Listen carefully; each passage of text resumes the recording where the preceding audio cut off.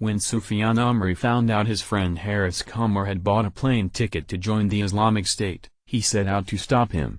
When Kamar expressed support for the terrorist group, Amri told his friend he was an idiot. Amri even promised to help Kamar get a degree and a job where he could do some good. But when the FBI came to Amri's Fairfax, Virginia, gaming center and asked whether he knew anyone who had expressed support for the Islamic State or tried to join the group, Amri decided he could not expose a close friend. He lied, saying he knew only of a tall, thin Indian kid he had briefly met a long time ago.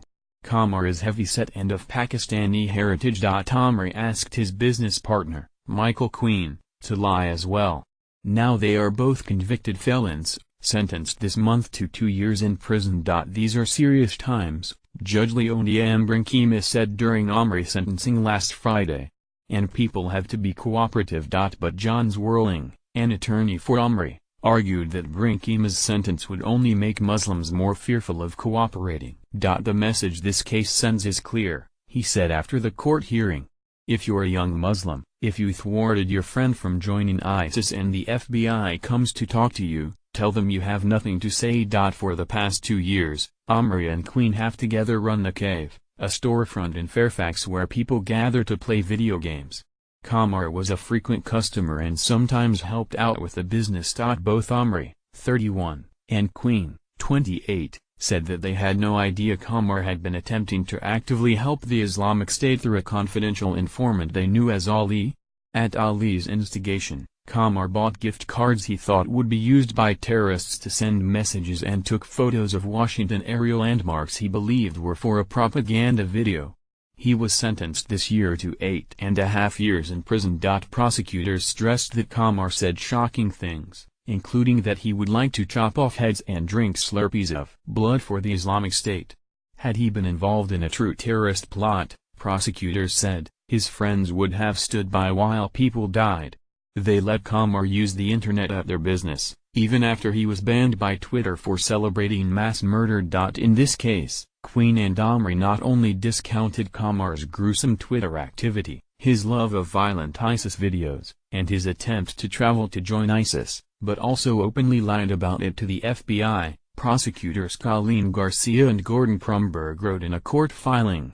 ISIS is another name for the Islamic State. In follow-up interviews, when it became clear Kamar was the focus of an investigation, Amri and Queen came clean. Amri said that he never thought Kamar would act on his violent words, even if he had made it to the Middle East. It's hard when you know someone and you can feel it in your heart that that person is really a good person and that he has just kind of warped viewpoints on a lot of things, Amri told an agent, according to court filings. I love the guy. Despite his supposed commitment to a Sunni group that has targeted Shiite Muslims, Kamar treated the game store's Iraqi Shiite customers so well and so nice, Amri told the FBI agent. It breaks my heart. In court, Amri apologized. I didn't have the right to make the decision, he said. Amri himself early on cheered the Islamic State, thinking it was defending Sunni Muslims against the Syrian regime of Bashar al-Assad. His Google Play profile photo was an Islamic State flag.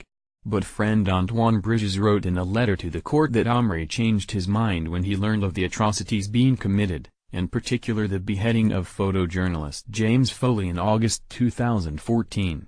He would tell Kamar he was an American, that he needed a reality check, Bridges said. Amri told the FBI he thought of Kamar as a brother and felt obligated to try to steer him in the right direction. When Kamar bought a plane ticket to Turkey in 2014, Amri said he told him to go to his parents and apologize. They took his passport away.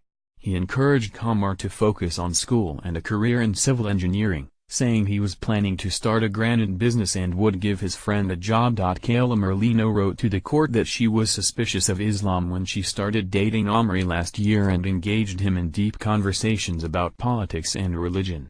She said that Amri warned her about Kamar but said he thought his friend would soon outgrow his really polarizing political viewpoints. We can't stand. Merlino now also works at The Cave, which she said will likely have to close when Amri and Queen are in prison. Other friends and family emphasized Amri's kindness. He is the person I would call if my car broke down in the middle of the night and I needed a lift. He is the person who would run to pick up my daughter from school if I was running late or stuck in traffic. His brother-in-law Muhammad Al